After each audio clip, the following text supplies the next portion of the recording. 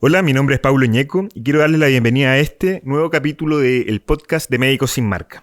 Médicos Sin Marca es una ONG cuyo objetivo es promover una medicina libre de conflictos de interés, anteponiendo el bienestar sanitario y económico de los pacientes, en vez del interés económico de médicos y de la industria farmacéutica.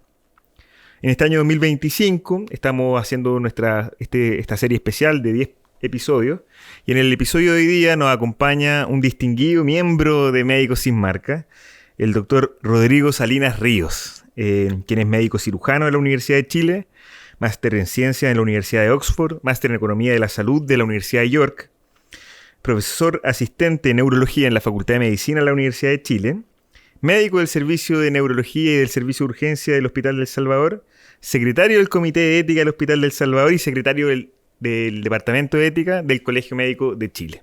Bienvenido, doctor Salinas. Muchas gracias. Qué gusto tenerlo aquí con nosotros en esta tarde. Bueno, como hacía un poco la tónica, nos gustaría primero que nos cuente a todas las personas que nos escuchan, ¿cómo llegó usted a Médicos Sin Marca? A Médicos Sin Marca llegué invitado por uno de sus miembros fundadores, el doctor Pablo Santa Cruz. Él tuvo la gentileza de contactarse conmigo, contarme en qué consistía el proyecto y preguntarme si estaba interesado en participar, y por supuesto le dije inmediatamente que sí. Me pareció un proyecto muy atractivo y necesario para ir planteando este punto de discusión entre los colegas en nuestro país. ¿Usted ya personalmente tenía cierta inquietud por este tema en particular? Sí, una inquietud que había surgido de mi trayectoria profesional, porque había tenido contacto con el fármaco, por así decir, desde distintas facetas, desde usuario, y que yo creo que es lo primero que uno enfrenta con el fármaco, como prescriptor cuando comencé a trabajar como médico, y posteriormente como encargado o responsable de la Agencia Reguladora de Medicamentos de Chile, que es el Instituto de Salud Pública. Y posteriormente tuve ocasión de participar en las mesas de trabajo del Ministerio de Relaciones Exteriores sobre patentes farmacéuticas. Entonces me había tocado interactuar con el fármaco desde facetas bien diferentes, pero que todas ellas contribuyen a formarse una idea de cuál es la importancia y los problemas asociados a este producto que es esencial para la vida moderna. Así es. En relación a eso mismo, el problema de... Bueno, Médicos Sin Marca existe desde el año 2012, pero el problema entre la industria farmacéutica y el médico en su calidad de prescriptor, y también de otros profesionales de la salud, es un problema mucho más antiguo que eso. Y en ese sentido, quería preguntarle a usted, que es una persona muy ducha, ¿cierto?, en términos de anécdotas de nuestra república, ¿cuándo se hace evidente, o si es que existe algún elemento histórico o reglamentario que ya se haga cargo del posible conflicto que hay entre los fármacos y los médicos, en el fondo? Bueno, es una responsabilidad del Estado entregar seguridad a la población, que en aquellas interacciones donde la información es muy asimétrica, aquella persona con la cual uno se contacta tenga como interés primario el bienestar del que consulta o el que busca atención. Y una de esas áreas es la medicina, donde uno, cuando llega a ver un médico, incluso si uno tiene esa profesión, pero es de otra especialidad, maneja una información muy asimétrica. Entonces tiene que tener cierta seguridad que aquella persona que uno está consultando tiene como interés primario el bienestar de uno y no un interés propio o un interés de tercero. La primera forma como eso se empieza a regular en la historia es a través del ordenamiento de los títulos de médico. El ordenamiento de los títulos de médico no es tan antiguo tampoco. Todas estas iniciativas comenzaron a mediados del siglo XIX y se desarrollaron ampliamente recién entrado el siglo XX. Tanto el otorgamiento y la regulación de los títulos de médico como de los contenidos curriculares de las facultades de medicina. Y cuando se estaba ordenando esto, no era raro que los médicos fabricaran sus propios medicamentos que le vendían a los pacientes. Y eso inmediatamente generaba una cierta suspicacia, porque claro, si uno iba a preguntarle a un médico por un síntoma y el médico no solo le hacía un diagnóstico, sino que además él mismo le vendía el fármaco que él producía, podía quedar una legítima duda si el diagnóstico estaba asociado al deseo de vender el fármaco o realmente en el beneficio del paciente que consultaba. Entonces había un ambiente que requería cierta tranquilidad para la población, y eso acá en Chile se intenta regular precozmente con el Código Sanitario, que a esta altura ya tiene más de 100 años. Y el Código Sanitario chileno prohíbe desde sus comienzos explícitamente que un médico que tenga además el título de químico farmacéutico ejerza simultáneamente las dos profesiones, justamente para evitar la apariencia de este conflicto que pudiera generar desconfianza en la población. Totalmente. Y además de impedirle que ejerciera estas dos profesiones simultáneamente, impedía que un médico pudiera tener farmacia o que pudiera tener un aparato, una tienda de aparatos ópticos o de prótesis. No al extremo, por supuesto, de pensar que el médico iba a cortar una pierna para poder vender una pata de palo, pero sí, en el caso de la farmacia, de que el paciente fuera el médico que le recetaba un fármaco y después la comprara en la ventanilla al lado, donde, oh sorpresa, el dueño era el mismo médico. Todo eso lo reguló el Código Sanitario, y con eso entregaba seguridad a la población que cualquier interés secundario en la atención médica iba a ser minimizado. Bueno, el desarrollo de fármaco en esa época era a una escala totalmente distinta a cómo se produce hoy en día. Pero igual no deja de ser interesante como una cierta visión estratégica de los reguladores de ese entonces de tratar de resguardar los intereses del paciente, en el fondo. Exacto, y quizá además de resguardar los intereses del paciente, lo que a mí me parece más interesante es resguardar la confianza que la sociedad debe tener en la profesión médica. Porque incluso si es que todos los médicos tuviéramos un comportamiento éticamente impecable, a nosotros nos interesa no solo el comportamiento propio, sino que además la confianza que la sociedad tiene en la profesión médica. Porque en eso descansa el contrato no escrito que existe en cualquier estado respecto a la profesión médica. Súper bien. Muy interesante eso. Usted, bueno, además de sus distintos títulos académicos, se desempeñó como director en el Instituto de Salud Pública en el periodo entre el 2002 y el 2004. En ese entonces, ¿qué desafíos le tocó experimentar? Así ya estamos hablando 20 años atrás. ¿Qué desafío le tocó experimentar en materia de quizá el lobby y la injerencia en la industria farmacéutica para efectos del marco de acción que tenía el instituto?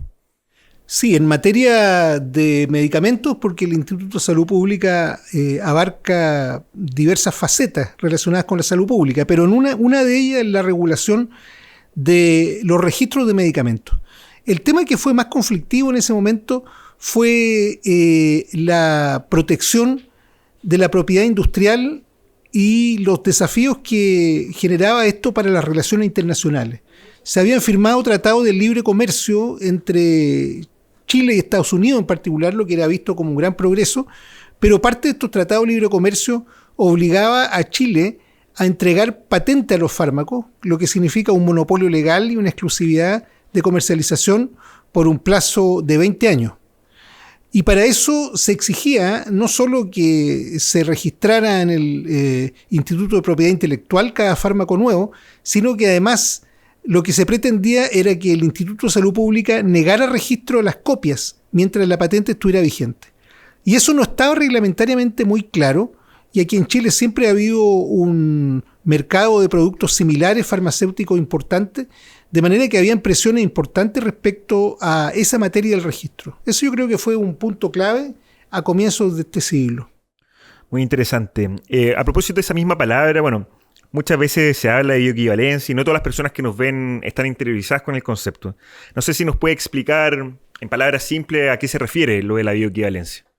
Bueno, fue un gran avance de la regulación farmacéutica, porque cuando se comenzaron a exigir pruebas de seguridad y eficacia de los fármacos antes de registrarlos, que todo esto fue en la primera mitad del siglo XX, si no hace tanto tiempo, se pedía que tuviera ensayos clínicos cada fármaco y pruebas, y con eso se registraba.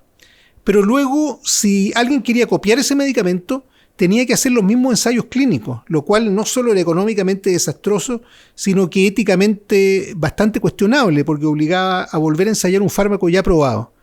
Entonces, en Estados Unidos se redactó una ley que fue promulgada que sostenía que para registrar un fármaco que era idéntico a uno que ya había sido registrado, bastaba con demostrar que eran equivalentes en su disponibilidad en la sangre. Y no era necesario volver a hacer ensayos clínicos porque eso era materialmente imposible.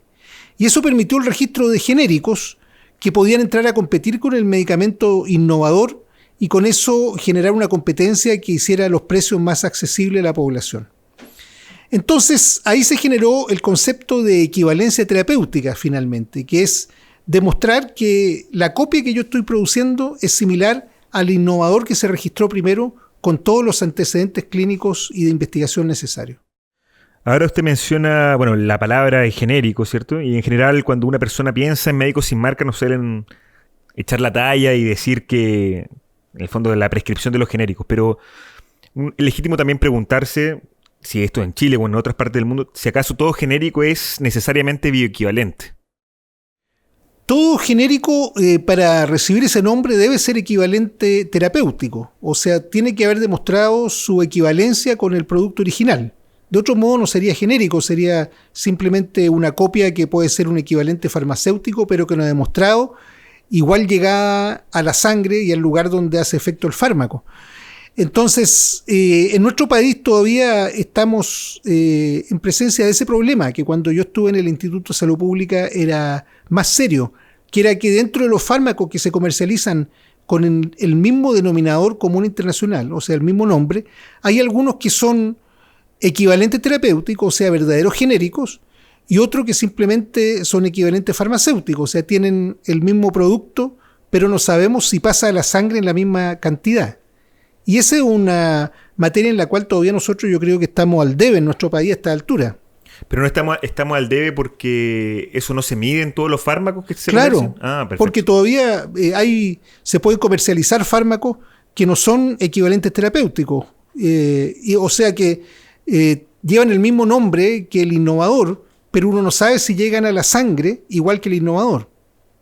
En el peor de los casos, ese medicamento puede ser ingerido y excretado del mismo modo, digamos, sin haber pasado la sangre ni una pizca del mismo. Claro. Y hay otro concepto que también se usa, que es un poco más específico, me gustaría que nos pudiera contar un poco de eso, que es el de biosimilaridad. ¿A qué se refiere la biosimilaridad? Claro. Toda la tecnología dirigida a probar la equivalencia terapéutica y la bioequivalencia en general se probó para moléculas de síntesis química, en general más bien pequeñas, que era el grueso de los fármacos. Pero de un tiempo a esta parte se han comenzado a producir medicamentos biológicos cada vez más complejos, desde algunas moléculas más pequeñas, desde la insulina, por ejemplo, que es muy popular, hasta anticuerpos monoclonales de última generación que son de muy compleja producción. Entonces, ¿cómo uno produce otro fármaco de origen biológico que sea similar al innovador que lo probó en los ensayos farmacéuticos? Es algo que todavía no está completamente esclarecido. Y en el mundo entero se han dictado guías que permiten orientarnos sobre esto, pero la biosimilaridad es de una complejidad bastante mayor que la simple bioequivalencia o equivalencia terapéutica de moléculas químicas.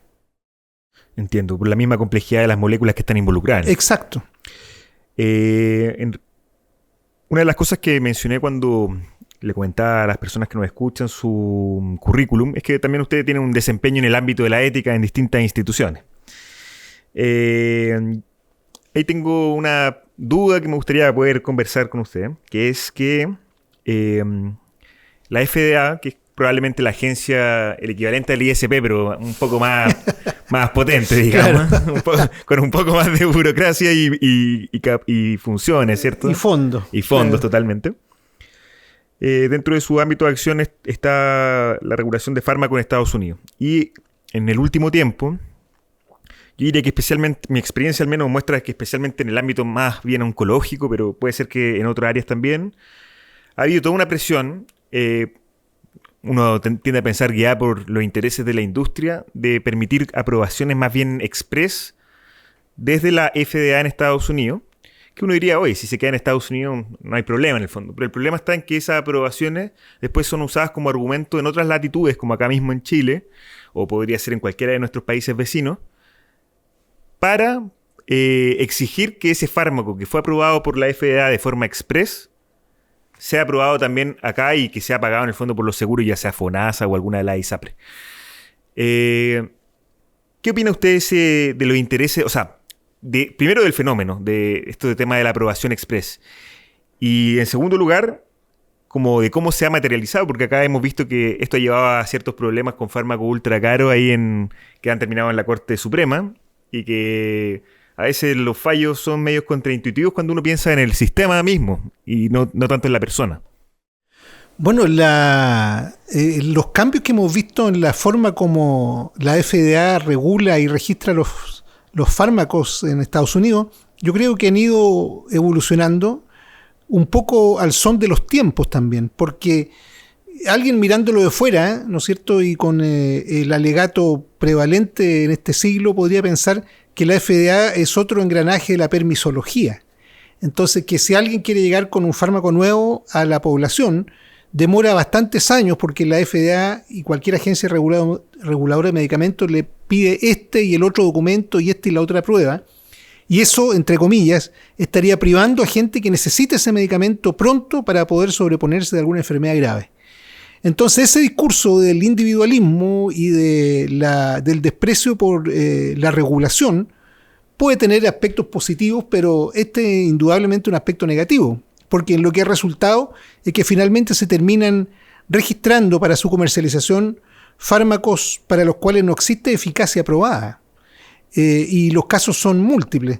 Incluso se genera una categoría especial de fármacos que se llama de aprobación acelerada, cuya aprobación definitiva está sujeta a los resultados de ensayos que aún se están desarrollando. Entonces, esta situación ideal que se creó en el siglo XX, que permitía asegurar que todo fármaco que estaba comercializado, registrado y comercializado en Estados Unidos, era un fármaco eficaz, seguro y que cumplía el propósito que decía pretender, hoy día está seriamente desafiado. Entonces, copiar acá en Chile a la FDA en la situación que está hoy día en Estados Unidos, a mí me parece un despropósito. Y sin embargo pasa, en el fondo. Se usa mucho como argumento para estos fármacos ultra caros. Claro, se usa como argumento, pero de modo aún más insólito, la Corte Suprema de Chile ha otorgado fármacos para la población que los solicita que ni siquiera están registrados en Chile. Entonces uno dice, bueno, aquí ya queda completamente desvirtuado el rol de la agencia reguladora local. Si la justicia obliga a las compañías de aseguradoras públicas o privadas a financiar fármacos que ni siquiera cuentan con registro. Para eso mejor cerremos el ISP, digamos. Cerremos el ISP, claro, y que los fármacos los entregue la Corte Suprema. Doc, y una pregunta, ¿la agencia en general, la FDA o cualquier otra que pueda haber en otros países, consideran los aspectos de costo-efectividad o solamente consideran la eficiencia clínica en su validación? Todas las agencias reguladoras de medicamentos del mundo, la gran mayoría, consideran exclusivamente aquello que dice relación con la eficacia y la seguridad del fármaco. Ninguna de ellas considera los costos y menos aún la costo-efectividad. O sea, basta que usted demuestre que el fármaco es seguro y efectivo para que sea registrado. La costo-efectividad pasa a ser una responsabilidad de quienes lo financian. Entonces, la idea que está detrás es que si usted lo quiere financiar por su propio bolsillo, bueno, usted lo compra. Para eso está el registro y el permiso de comercialización. Pero una etapa diferente es pensar si el seguro, público o privado, tiene la responsabilidad de pagarlo para que uno lo consuma. Y eso ya tiene otras consideraciones. No basta con que sea seguro y que sea eficaz, sino que además tiene que demostrar que socialmente es conveniente financiarlo. Así es. Bueno, vamos a hacer una pequeña pausa, aprovechar este momento para invitar a todas las personas que están escuchando o viendo este video podcast a que primero puedan seguirnos en nuestras redes sociales, que puedan visitar nuestra página web www.medicosinmarca.cl y por sobre todo que además de interiorizarse con el tema y con el ámbito de acción en el cual nos desempeñamos, también puedan sumarse activamente a participar con nosotros en que manos siempre son necesarias en el fondo. Volvemos de inmediato con este gran entrevistado.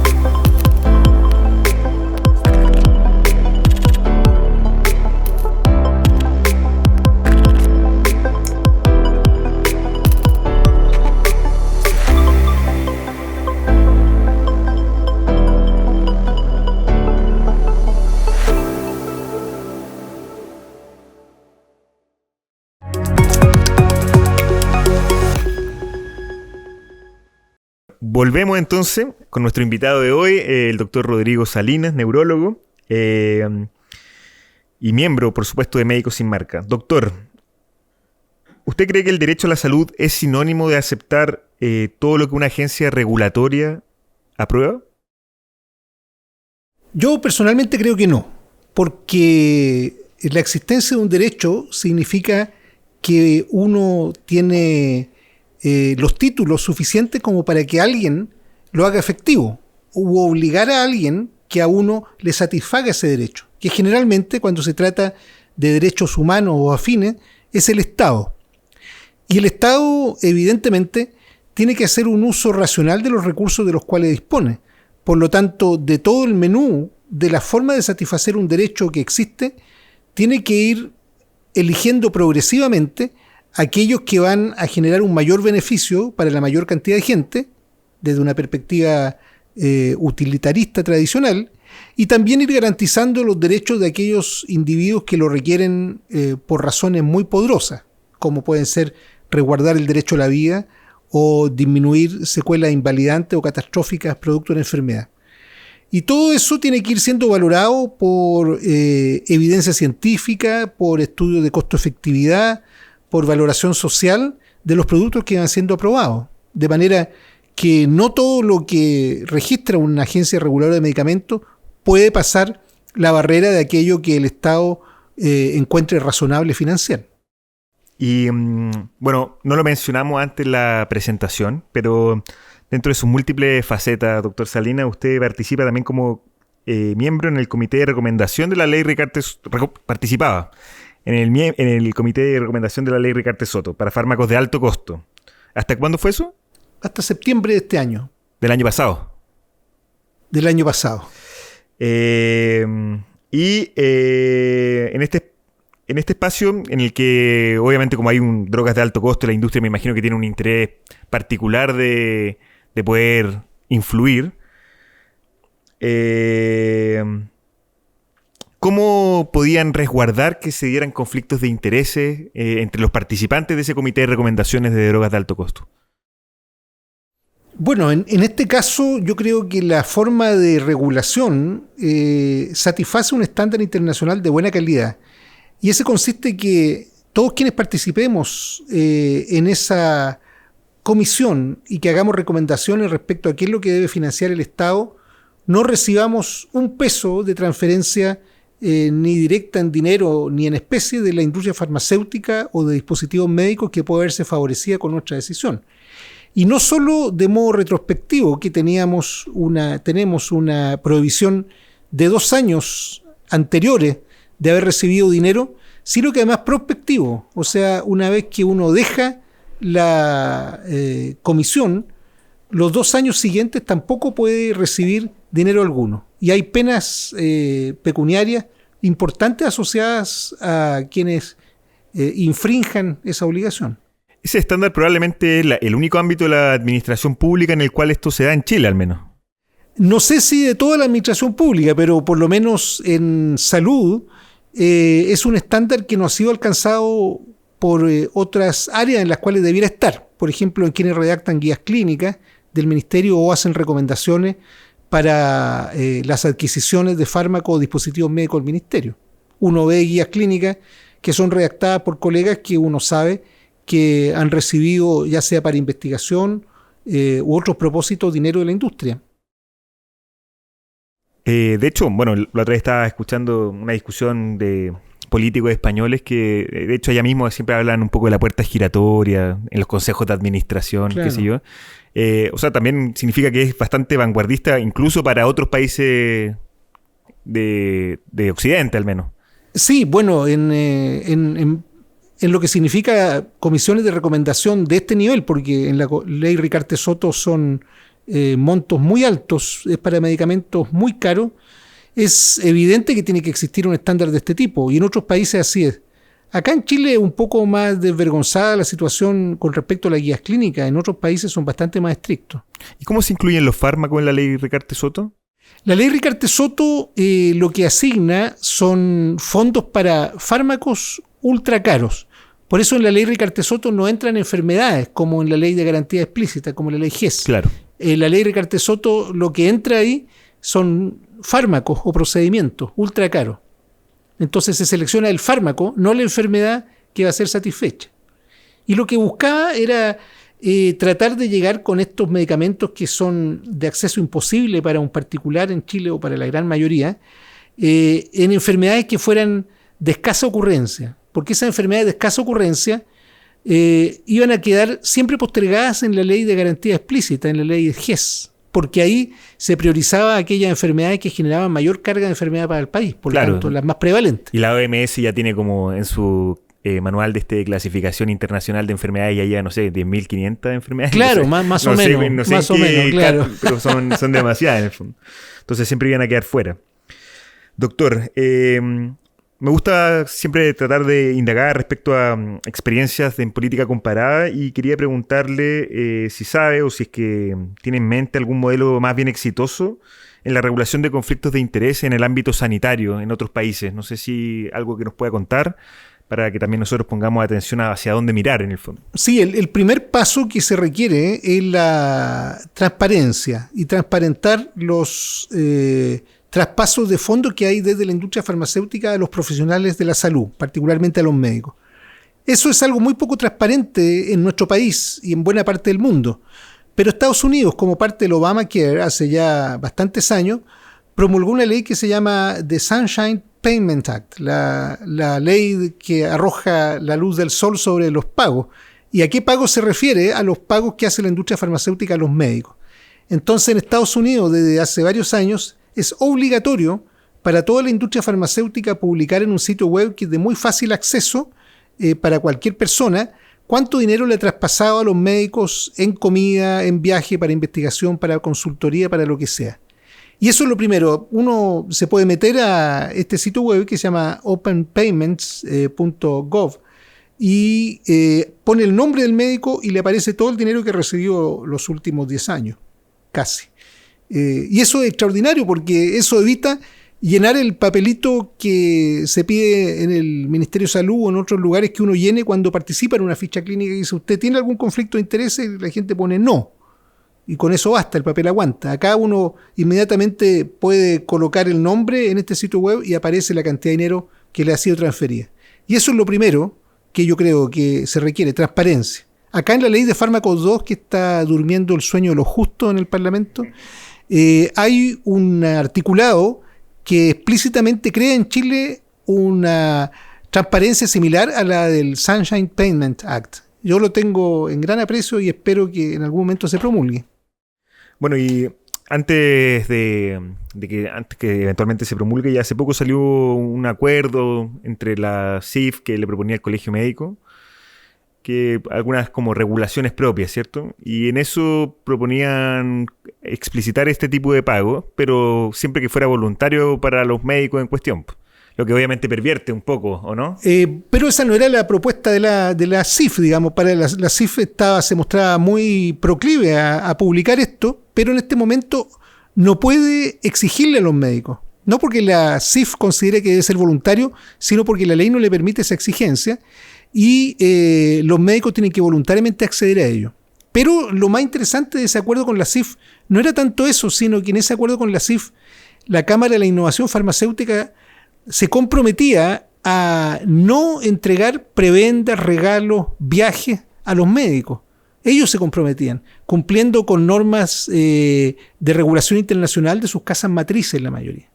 Ahora la pregunta que yo me hago en realidad siempre es que esa no debiera ser responsabilidad de la Cámara de la Innovación Farmacéutica, sino que debiera ser responsabilidad de los médicos no aceptar ese tipo de cosas. O sea, no podemos terminar con los conflictos de intereses prohibiéndole a las compañías farmacéuticas que no nos hagan regalos, sino que lo obvio es que nosotros no lo aceptemos. Claro. Lo otro es una solución que en realidad no es muy presentable.